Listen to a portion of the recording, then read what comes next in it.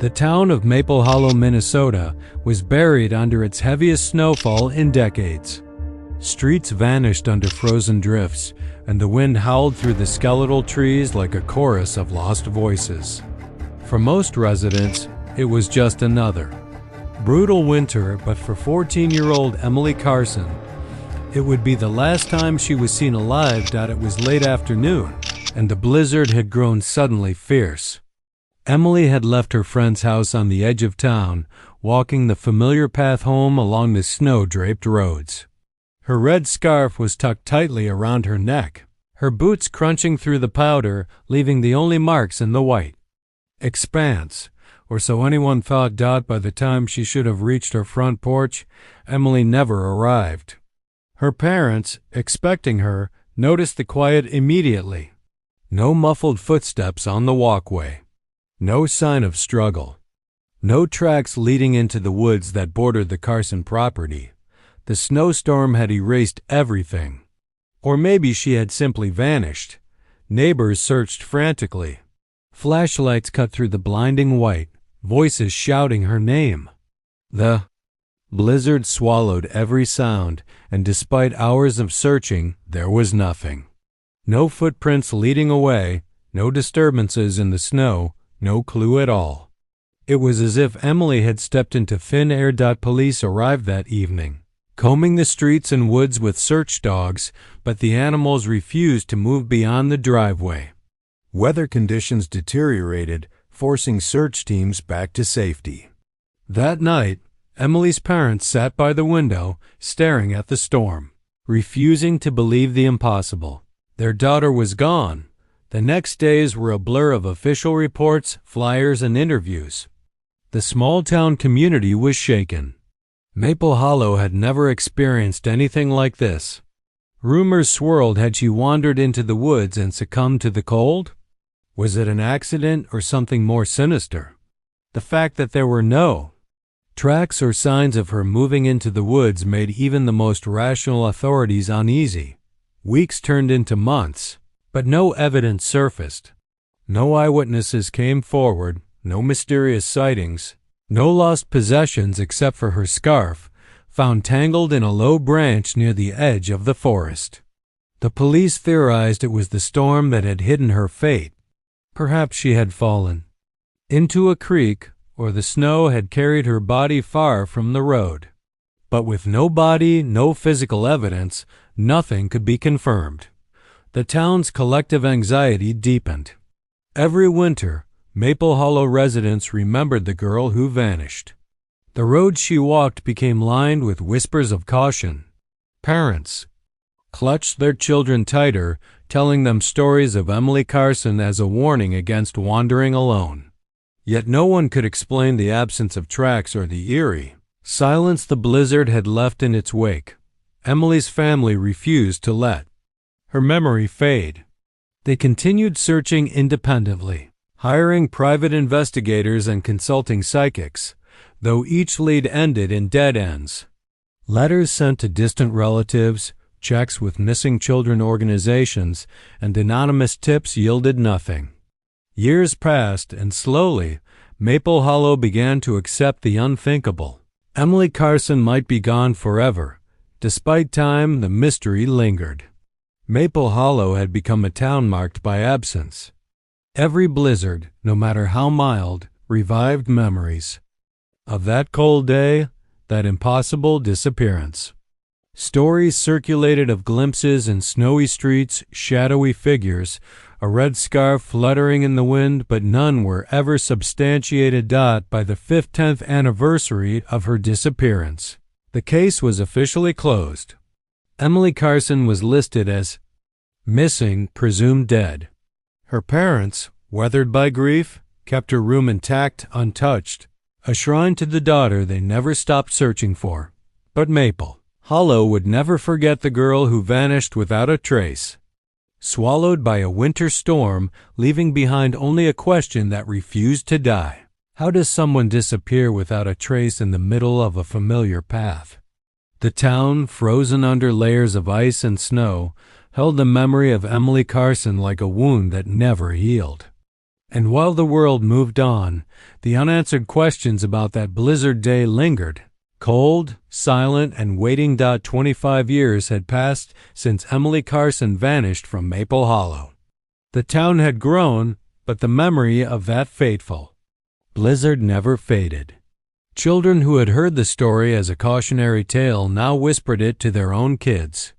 The roads remained the same, the forest still dark and unforgiving, but the mystery had settled into the town like a cold shadow dormant, yet undeniable. It was late autumn when Mark Henderson arrived in Maple Hollow, a man in his early 40s, renovating his family's old cabin on the outskirts of town. He had inherited the property after his uncle's passing and intended to restore it for winter retreats. The snow had yet to come, but the cold winds already hinted at the approaching season. The cabin had been sealed for decades, untouched and undisturbed, a time capsule of the past. While clearing the garage, Mark noticed something odd. A large wooden crate tucked into the far corner. The crate was sealed, freshly nailed, but its wood was weathered as if it had been stored for years. Curiosity overtook him, and he pried it open. Inside lay a pair of winter boots. Small, scuffed, unmistakably children's boots. Mark froze, a chill running through his spine. He recognized them immediately from old photographs. They belonged to Emily Carson. The boots were in perfect condition, almost pristine, as if someone had preserved them deliberately. And yet, the crate showed signs of having been placed recently, not 25 years ago. Dust had settled on the floorboards, but the nail heads were clean. The implications hit Mark like a physical blow. How could this be? Who would place Emily's boots here, and why now, after all these years? Mark called the local authorities immediately. Detective Susan Myers, seasoned and skeptical, arrived with a small team. She examined the boots, the crate, and the garage carefully. Everything suggested recent placement. No dust disturbed the crate's edges, no fingerprints, and no signs of forced entry. The boots themselves showed no signs of decay. The leather was supple, the laces intact, the soles as if they had never touched the frozen ground. Forensics ran tests. The materials were consistent with boots sold in 1994, matching the original pair Emily had worn. However, microscopic analysis indicated no aging, no degradation of leather or stitching, an impossibility after 25 harsh Minnesota winters.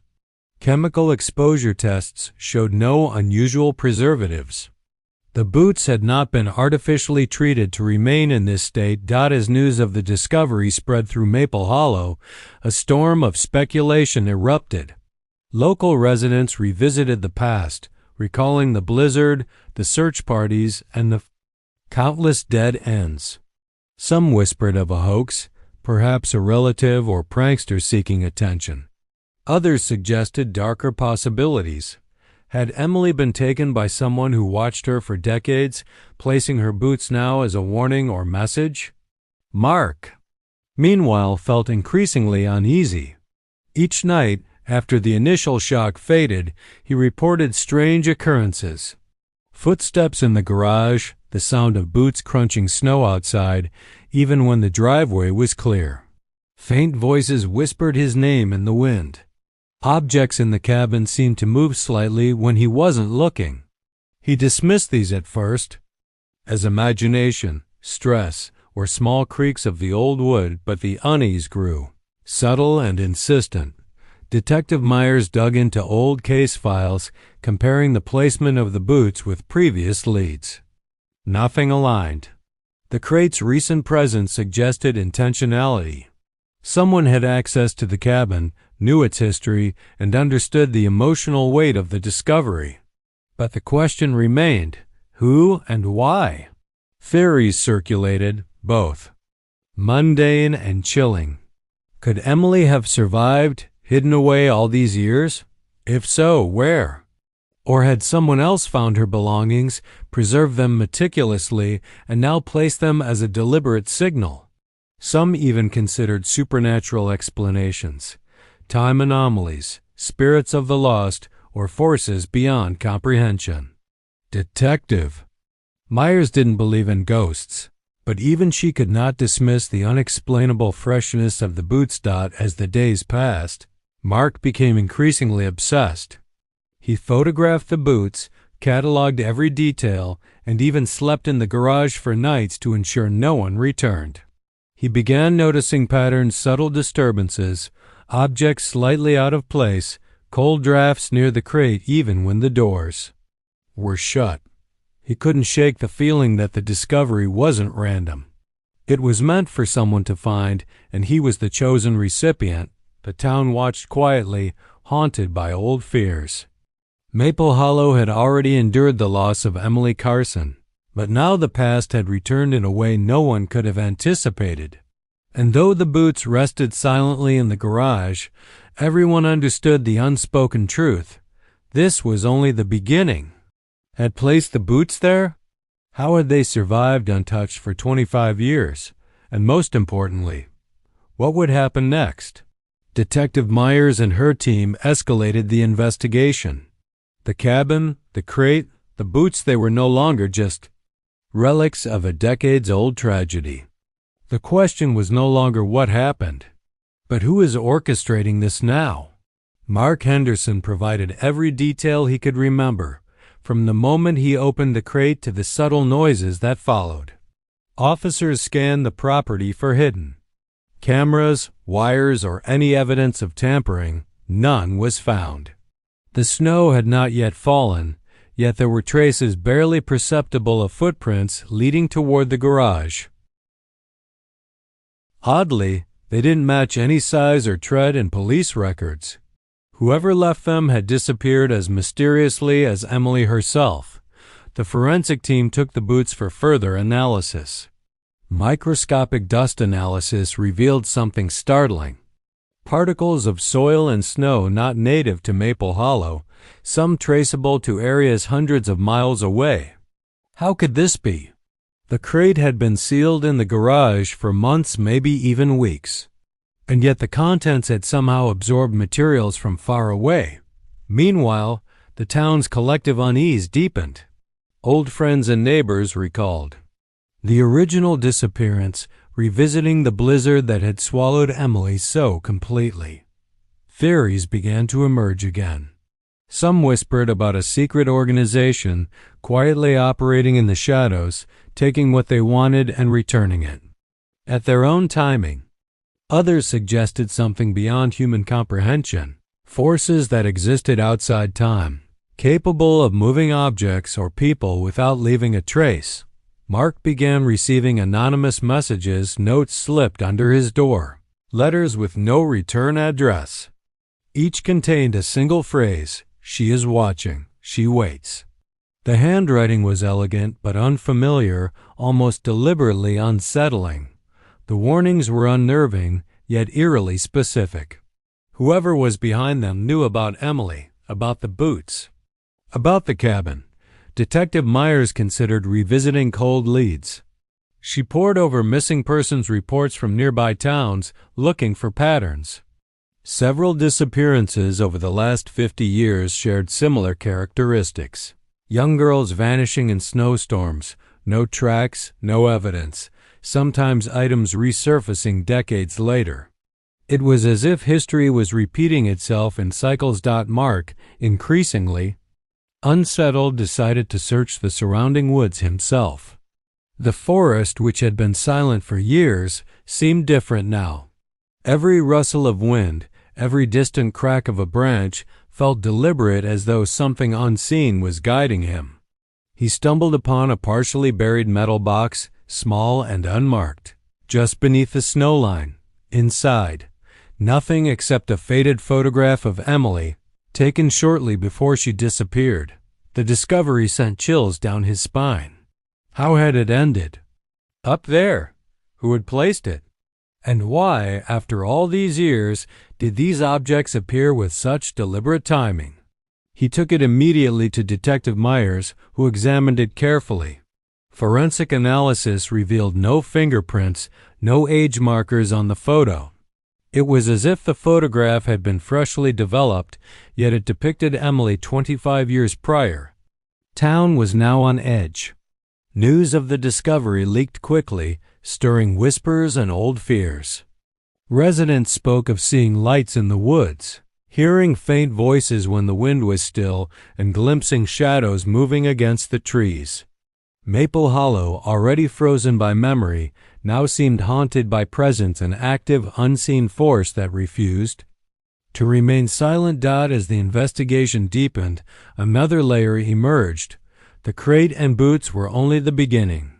Similar items began appearing across nearby towns, all seemingly tied to long cold disappearances. Each item was preserved impeccably, placed deliberately, and accompanied by cryptic messages. It was a pattern too precise to be random, yet no one could trace the perpetrator. Mark's anxiety escalated.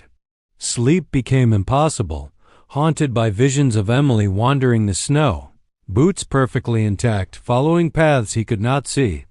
The more he tried to rationalize it, the more he realized the truth. Something or someone was orchestrating events on a scale beyond human understanding. The timeline, the preservation, the messages, they all pointed to an intelligence operating with patience, precision, and chilling intent. Detective Myers, a veteran of countless investigations, admitted privately to Mark that she had no explanation. "It's not just a missing person case anymore," she said. "It's something else entirely. And if we can't understand it, who knows what might happen next." And as the snow fell softly over Maple Hollow that evening, blanketing the town in quiet, white, a final, unnerving realization settled over them both. Emily Carson's boots were only the first clue, the beginning of a mystery that was far from over. The past had returned, and it was not finished. Winter returned to Maple Hollow, heavier and colder than ever. The discovery of Emily Carson's boots and the subsequent strange events had left the town on edge. Streets that once carried familiar footsteps now seemed to echo with absence.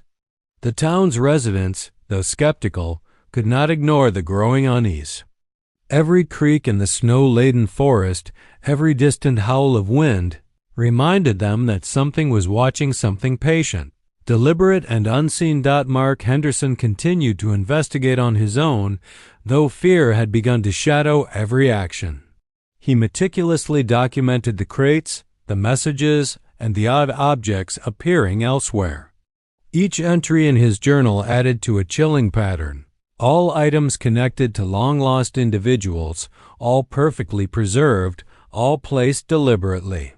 It was as if someone or something was rewriting the past, leaving fragments for the living to discover.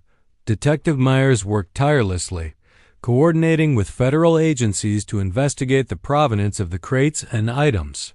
Forensic teams confirmed the impossibility of their preservation. Objects showed no signs of aging or decay, regardless of the time they had supposedly endured.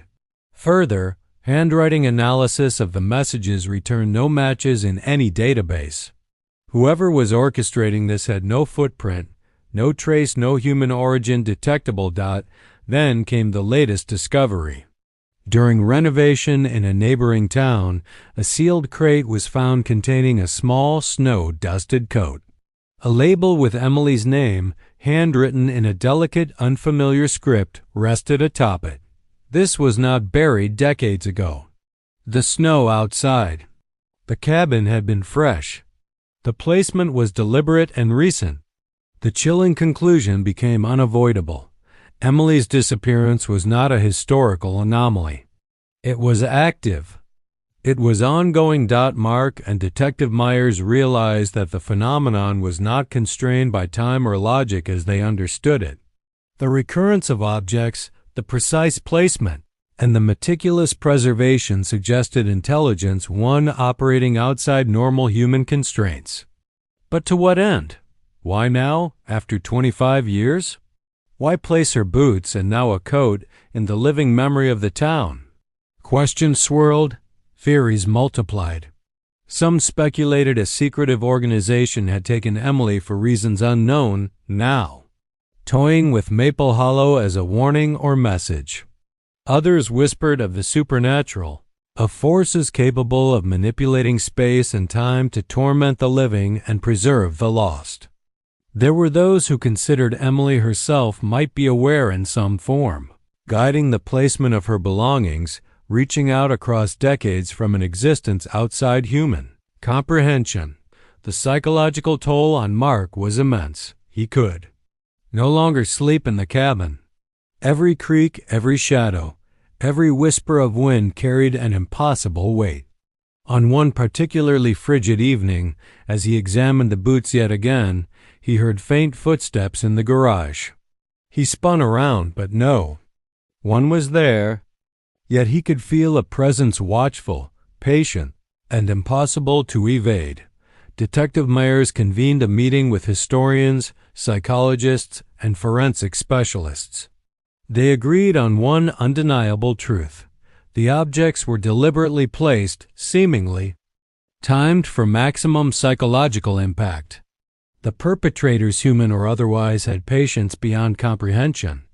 The timeline, the preservation, the delivery, everything was too precise to be chance. Mark, desperate for closure, questioned whether Emily was alive, dead, or existing outside normal reality. Every scenario seemed impossible, yet the evidence supported each equally. The town watched silently, aware of the unspoken threat that hovered over the landscape. Maple Hollow, frozen beneath layers of snow and memory, had become a theater for forces beyond understanding. And then the final clue arrived, a single note, handwritten in the same delicate script, slipped under Mark's door during a night of blinding snowfall. It read simply, "Do not follow. She waits where the storm begins." The implication was clear. Whoever or whatever was orchestrating these events was aware of human curiosity, using it as a lure. Every discovery, every placement, every preserved object was a message, a test, a warning. Mark and Detective Myers understood the terrifying reality. Maple Hollow's past had returned, but it was no longer confined to history. The snowstorm that had taken Emily was not just an accident, it was part of a repeating pattern, one that could strike again. And the items, perfectly preserved, were only hints of the power and patience behind it. The town settled uneasily into the long winter nights, watching the forests, the roads, and the silent snow. Emily Carson's disappearance had never truly ended. It had only evolved, leaving behind artifacts and whispers, unanswered questions, and the chilling certainty that someone or something was still out there, waiting. And the final haunting thought lingered in every mind that remembered her. When a child vanishes without a trace and the past returns in deliberate fragments, how far would you go to uncover the truth, and what would follow if you did? Maple Hollow remained quiet, snow-covered, and frozen. But beneath the stillness, the mystery endured, patient, unseen, and eternal. Asterisk, if you like the story, don't forget to like, share, and subscribe my channel for informative content stories.